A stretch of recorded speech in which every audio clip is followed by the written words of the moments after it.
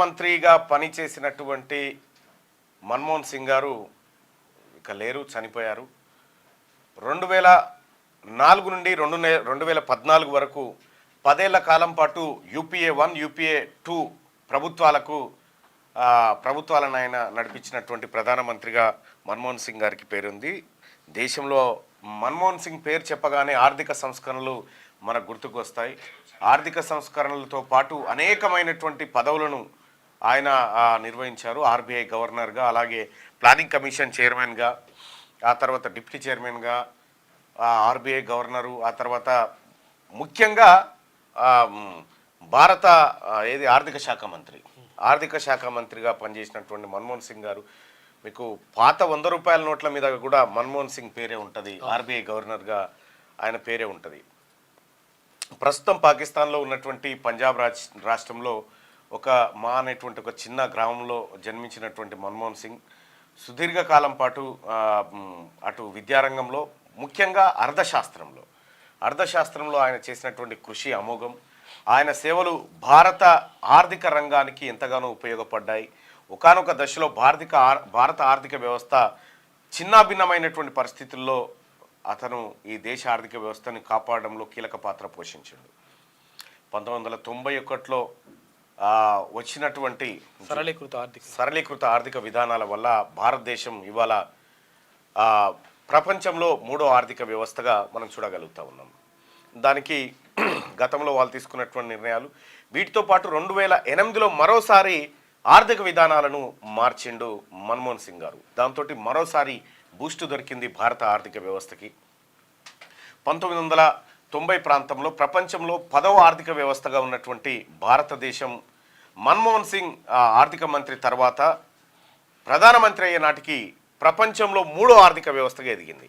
ఇప్పుడు చాలామంది నాయకులు చెప్తా ఉన్నారు, మన దేశం ప్రపంచంలోనే 3వ ఆర్థిక వ్యవస్థ అని చెప్తా ఉన్నారు. కాదు, 2014లోనే 3వ ఆర్థిక వ్యవస్థగా ఎదిగింది భారతదేశం. సో ఆ తర్వాత పెద్దగా లేకపోయినప్పటికి కూడా అది ఆ స్థాయి మాత్రం ఇంకా కొనసాగుతూ వస్తూ ఉంది. ప్రస్తుతం ప్రపంచంలో అత్యధిక ఆర్థిక వ్యవస్థ అంటే మంచి బలమైన ఆర్థిక వ్యవస్థలో భారతదేశం 3వ ఆర్థిక వ్యవస్థగా నిలబడడానికి పునాదులు వేసినటువంటి వ్యక్తి మన్మోహన్ సింగ్ గారు. మన్మోహన్ సింగ్ గారిని చాలామంది గతంలో బీజేపీ నాయకులు రోబో అని, లేకపోతే మౌనముని అని రకరకాలుగా విమర్శించేటువంటి వాళ్ళు, భారతీయ జనతా పార్టీ వాళ్ళు విమర్శించేవాళ్ళు. ఎందుకనంటే వాళ్ళకి ఆయన చదువు, ఆయన జ్ఞానము, ఆయన పరిపక్వత గురించి వీళ్ళకి పెద్దగా తెలియదు. ఎందుకంటే వీళ్ళకి అది లేదు కాబట్టి. కాబట్టి వాళ్ళు ఆయనని ఆ విధంగా విమర్శించేది. కానీ భారతదేశంలో ఈరోజు జరుగుతున్నటువంటి ప్రతి మార్పుకు అది మన్మోహన్ సింగ్ గారు, యూపీఏ గవర్నమెంట్ కారణం. ఆధార్ కార్డు కానీ, విద్యా హక్కు చట్టం కానీ, విద్యా హక్కు చట్టం తీసుకొచ్చింది. రైట్ టు ఇవాళ సమాచార హక్కు చట్టం కానీ, మనం కొట్లాడుతున్నటువంటి సమాచార హక్కు చట్టం. ఏంది కలర్ వస్తుంది.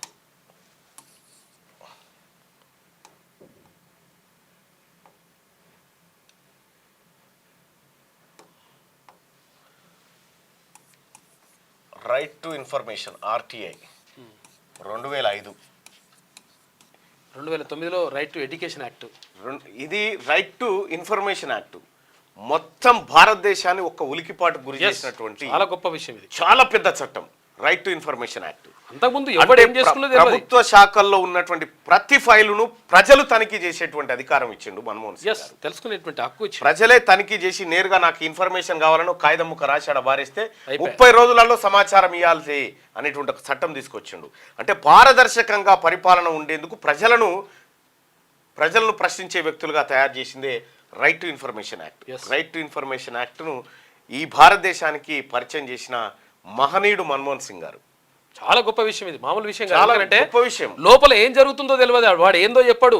తర్వాత ఒకవేళ ఉద్యోగం ఎట్లా నియామకం చేసుకుంటారంటే నా ఇష్టం, చెప్పాల్సిన అవసరం లేదు. కాగితం బారేస్తే మొత్తం చెప్పాలి ఇప్పుడు బరాబర్. సో ఇట్లా రైట్ టు ఇన్ఫర్మేషన్ యాక్ట్ తీసుకొస్తే, రైట్ టు ఇన్ఫర్మేషన్ యాక్ట్ను సరే ఇటీవల కాలంలో బీజేపీ గవర్నమెంట్ కొంత దాన్ని డైల్యూట్ చేసేటువంటి ప్రయత్నం చేసింది. కానీ రక్షణ లేకపోతే దేశ భద్రతా అంశాలు మినహా దేశంలోని ప్రతి అంశాన్ని తెలుసుకోవడానికి ప్రతి పౌరుడికి హక్కు కల్పించిండు మన్మోహన్ సింగ్ గారు.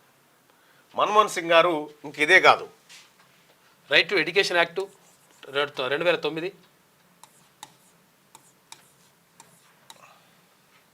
ఉపాధి హామీ పథకం. Right. Mahatma Gandhi national rural employment guarantee scheme. ఇవాళ కరువు పని ఉంది చూసినారా, గ్రామాల పొంటి కరువు పని పోతా ఉన్నారా, పథకం, పనికి ఆహార పథకం అంటారు దాన్ని. ఆ పనికి ఆహార పథకాన్ని తీసుకొచ్చిందే మన్మోహన్ సింగ్ గారు. మొన్న ముఖ్యమంత్రి రేవంత్ రెడ్డి గారు మాట్లాడుకుంటూ మెదక్ చర్చిలో జరిగినటువంటి పనికి ఆహార పథకం 100 ఏళ్ల కింద జరిగిన ఘటనను గుర్తు చేసింది కదా. దాన్ని ప్రతి గ్రామంలో, భారతదేశంలో ఉన్నటువంటి ప్రతి గ్రామంలో పనికి ఆహార పథకం, పని చేసి ఆహారాన్ని సంపాదించుకునేటువంటి పథకాన్ని తీసుకొచ్చింది డాక్టర్ మన్మోహన్ సింగ్ గారు. ఎందుకంటే పేదలకు ఒకవేళ కరువు పరిస్థితుల్లో పని దొరికినటువంటి పరిస్థితుల్లో వాళ్ళకు భోజనం ఎట్లా, వాళ్ళకు మరి డబ్బులు ఎట్లా, ఇవన్నీ పరిస్థితి అది ఏం చేయాలని అర్థంగానే ఈ Mahatma Gandhi national rural employment guarantee scheme ని తీసుకొచ్చిండు. ఉపాధి అంటే కరువు పనిని తీసుకొచ్చిన మహనీయుడు మన్మోహన్ సింగ్ గారు. రైట్ టు ఇన్ఫర్మేషన్ తీసుకొచ్చింది మన్మోహన్ సింగ్ గారు. రైట్ టు ఎడ్యుకేషన్ యాక్ట్ తీసుకొచ్చిండు. Right to education act 2009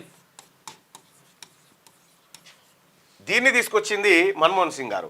right to ఎడ్యుకేషన్లో ఏం చేస్తాడంటే ప్రైవేట్ విద్యా సంస్థల్లో కూడా 25% రిజర్వేషన్ పేద పిల్లలకి ఇచ్చి ఫ్రీగా చదువు చెప్పాలన్నాడు. ఎంత గొప్ప స్కీమ్స్ ఇవన్నీ అప్పుడు సోనియా గాంధీ గారు యూపీఏ చైర్పర్సన్గా ఉన్నటువంటి సమయంలో మన్మోహన్ సింగ్ గారు తీసుకొచ్చినటువంటి చారిత్రాత్మకమైనటువంటి ఇవి. ఇంకా అంతేకాదు తెలంగాణ ప్రజలారా, తెలంగాణ రాష్ట్రాన్ని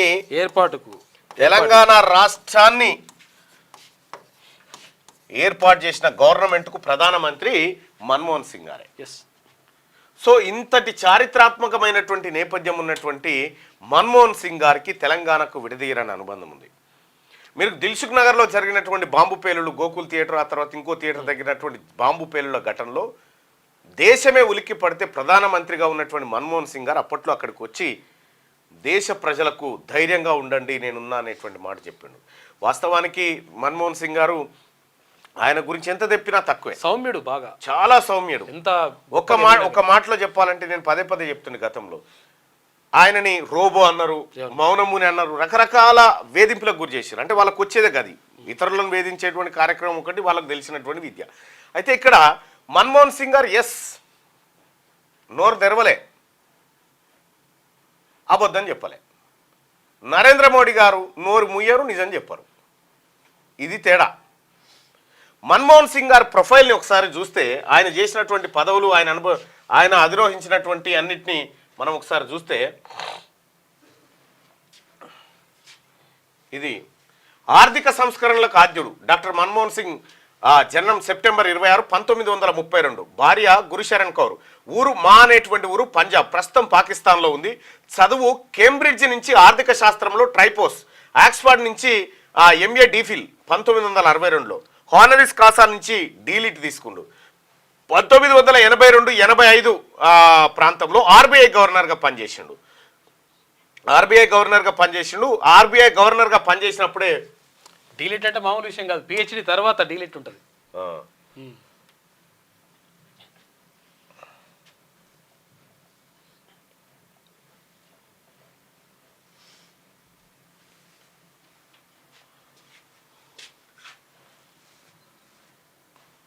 ఇగో ఇది ఉందా,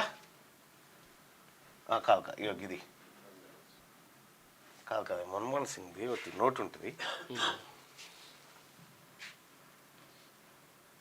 ఇదేమో రంగరాజన్ది, మన్మోహన్ సింగ్ ఆర్బీఐ గవర్నర్ మన్మోహన్.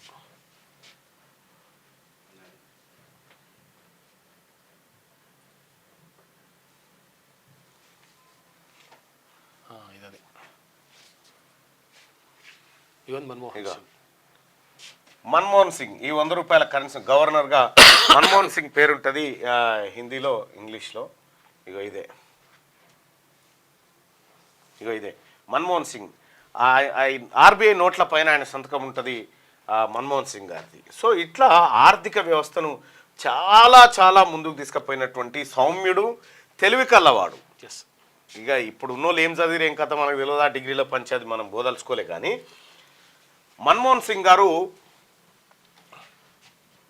ఆయన చరిత్రను మనం ఇక్కడ ఆయన అధిరోహించిన పదవులు చూసుకుంటా ఉన్నాం కదా. ఒకసారి ఇక్కడ 1982-85 మధ్యలో ఆర్బీఐ గవర్నర్గా పనిచేసిండు. అప్పటికి ఇందిరాగాంధీ గారు ప్రధానమంత్రిగా ఉంటే ప్రణబ్ ముఖర్జీ గారు ఆర్థిక శాఖ మంత్రిగా ఉన్నారు. 1987లో పద్మవిభూషణ్ పురస్కారం లభించింది 1987లోనే. 1991-96 ఆర్థిక శాఖ మంత్రి. ఎప్పుడు మన పివి నరసింహారావు గారు ప్రధానమంత్రిగా అయినటువంటి సమయంలో సోనియా గాంధీ గారి ఆలోచనతోటి మన్మోహన్ సింగ్ గారిని, అదే అప్పటికి ఆర్బీఐ గవర్నర్గా పనిచేసినటువంటి మన్మోహన్ సింగ్ గారిని ఇక్కడ ప్రమాణ స్వీకారం చేయించారు, ఆర్థిక శాఖ మంత్రిగా. తర్వాత రాజ్యసభకు తీసుకున్నారు.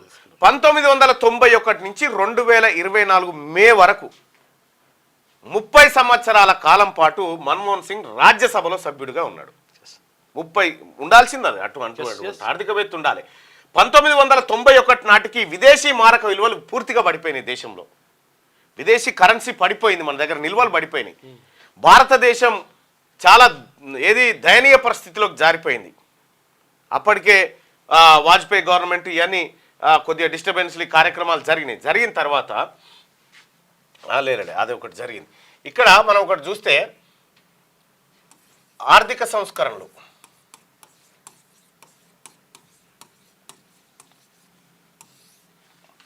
1991 అంతే జూలై 24 అనుకుంటా సరళీకృత ఆర్థిక విధానాలు తీసుకొచ్చిండు. అప్పటికి దేశం దగ్గర తినడానికి తిండి లేని పరిస్థితికి దిగజారిపోతూ ఉంటే వ్యవస్థ సంస్కరణలు ఏం తీసుకొచ్చిందంటే ఆ ఆర్థిక మంత్రిగా ఎగుమతుల ప్రోత్సాహం,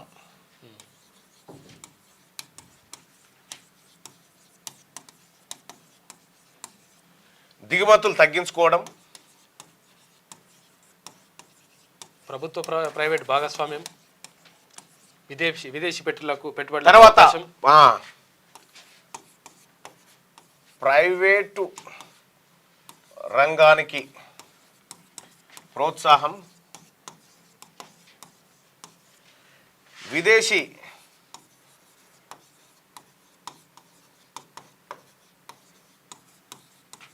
నిబంధనల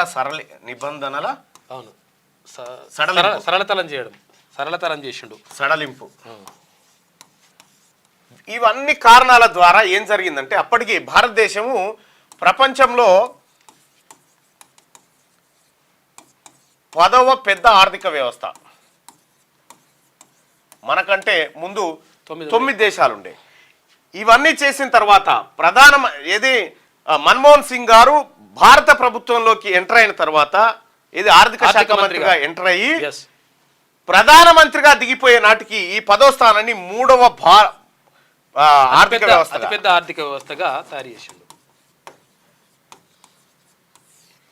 3వ ఆర్థిక వ్యవస్థగా తయారు చేసిండు. ఇప్పుడు ప్రపంచవ్యాప్తంగా ఎక్కడ ఏ దేశంలో కొద్దిగా ఆర్థిక సంక్షోభాలు వచ్చినా భారతదేశం మీద ఇంపాక్ట్ ఉండదు. ఎందుకంటే బలమైన ఆర్థిక పునాదులు వేసిండు మన్మోహన్ సింగ్ గారు. ప్రపంచమంతా డిస్టర్బ్ అయినా కూడా భారత్ డిస్టర్బ్ అయినటువంటి సందర్భంలో భారత్ డిస్టర్బ్ కాకుండా చాలా జాగ్రత్తగా ఇవన్నీ వేసినటువంటి వ్యక్తి ఎవరు? మన్మోహన్ సింగ్ గారు.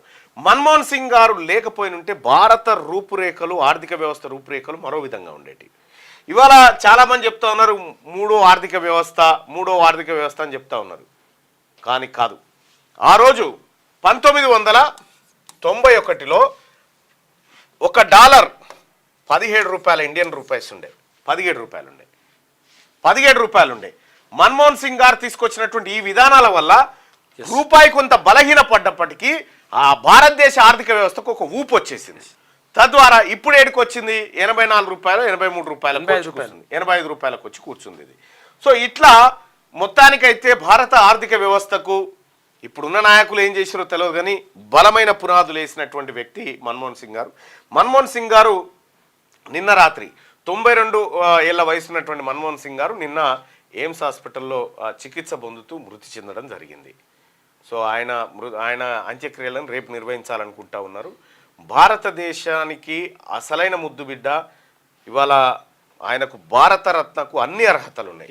భారతరత్నకు అన్ని అర్హతలు ఉన్నటువంటి వ్యక్తి మన్మోహన్ సింగ్ గారు. ఆయన చేసినటువంటి విశేషమైన కృషి భారతదేశానికి ఒక ఊపు తీసుకొచ్చిందని చెప్పొచ్చు. ఇంతే. ఆధార్ కార్డు కూడా ఆధార్ కార్డు ఈ భారతదేశంలో ఉన్నటువంటి ప్రతి మనిషికి ఒక గుర్తింపు కార్డు ఉండాలి, ఆ గుర్తింపు నెంబర్ ఉండాలనే ఉద్దేశంతో ఆధార్ కార్డును తీసుకొచ్చినటువంటి వ్యక్తి మన్మోహన్ సింగ్ గారు. మన్మోహన్ సింగ్ గారు వచ్చినాయి ఆయనకు ముగ్గురు ఆడపిల్లలు. ఆయన పంజాబ్ అలాగే ఢిల్లీ యూనివర్సిటీలో ప్రొఫెసర్గా పనిచేసిండు. ఆక్స్ఫర్డ్ యూనివర్సిటీ నుంచి అత్యధికమైనటువంటి అంటే అసలు యాక్చువల్ పిహెచ్డి తర్వాత ఉంటుంది, పిహెచ్డి తర్వాత ఉండేటువంటి డీలిట్ను కూడా సాధించిండు. ఇక మనం వీళ్ళ ఎడ్యుకేషన్ గురించి ఇప్పుడు ఉన్న వాళ్ళ ఎడ్యుకేషన్ గురించి కంపేర్ కూడా చేయలేము, ఆ పరిస్థితుల్లో ఉంటుంది. సో మొత్తానికి ఒక ధృవతార, భారతదేశ ఆణిముత్యం ఇక లేదు అని ఒక మాటలో చెప్పొచ్చు. రైట్గా దినపత్రికలో ఉన్నటువంటి ప్రధాన వార్తల్ని కనుక ఒక్కసారి చూసే కంటే ముందు ఇగో ఆయన తీసుకొచ్చినవి చూద్దాం.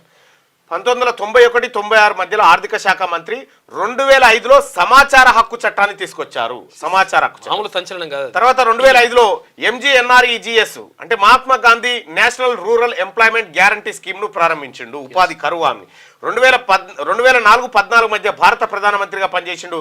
మరణం డిసెంబర్ 26, 2024 అంటే నిన్న ఆయన చనిపోవడం. 92 సంవత్సరాల వయసులో చనిపోయారు. రైట్, అది మన్మోహన్ సింగ్ గారికి సంబంధించినటువంటిది. అయితే మన్మోహన్ సింగ్ మరణం తర్వాత సంతాప దినాలు ప్రకటిస్తూ ఉంది తెలంగాణ ప్రభుత్వం. అలాగే ఈ రోజు అన్ని ప్రభుత్వ కార్యాలయాలకు సెలవు దినాన్ని తెలంగాణలో ఈ రోజు సెలవు. 7 రోజులు సంతాప దినం దేశవ్యాప్తంగా కేంద్ర ప్రభుత్వం ప్రకటించింది. రైట్, ఇక ఒకసారి దినపత్రికలలో ఉన్నటువంటి వార్తలను ఒకసారి చూద్దాం. ఉపాధి హామీ నుంచి ఆధార్ కార్డు దాకా చారిత్రాత్మక ఎన్నో పథకాలు మన్మోహన్ హయాంలోనే రూపుదిద్దుకున్నాయి. జాతీయ ఉపాధి హామీ పథకం ఆయన హయాంలోనే పురుడు పోసుకుంది. అలాగే విద్యా హక్కు చట్టం, సమాచార హక్కు చట్టం, లోక్పాల్, లోకాయుక్త చట్టం, జాతీయ ఆహార భద్రతా చట్టం, ఆధార్ కార్డు, వివిధ పథకాల్లో లబ్ధిదారులకు ప్రత్యక్ష నగదు బదిలీ ఇప్పుడు ఇవాళ ఇల్లు అంటారు కానీ ఎప్పుడో చేసి పెట్టిండు ఆయన. DBT వంటి విధానాలను ఆయన సర్కారే మొదటిసారిగా అమలు చేసింది. మన్మోహన్ చూడడానికి ఎంతో సౌమ్యంగా కనిపించేవారు, కానీ ఆయన చేసే విమర్శలు మాత్రం చాలా వాడిగా ఉండేవి. ప్రధానమంత్రి నరేంద్ర మోడీ ప్రకటించిన డిమానిటైజేషన్ అతిపెద్ద నిర్వహణ వైఫల్యం అని ఆయన ఘాటుగా విమర్శించేవారు. అలాగే GST విధానం ఎకానమీకి తగిన అతి పెద్ద దెబ్బ అని తప్పుపట్టారు. ఈయన ఎకానమిస్ట్ కాబట్టి ఆయన మన్మోహన్ సింగ్ గారు మాట్లాడుతుంటే పెదవులు మాత్రమే కదులుతాయి, అంతే. అవును, ఇంకా ఏం.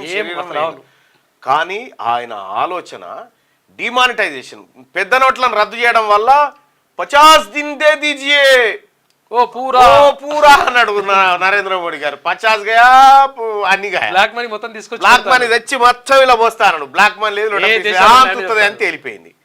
2016లో చిన్న గోస పెట్టిండా, విదేశాలలో బ్లాక్ మనీని కూడా అది తప్పు అని చెప్పిండు.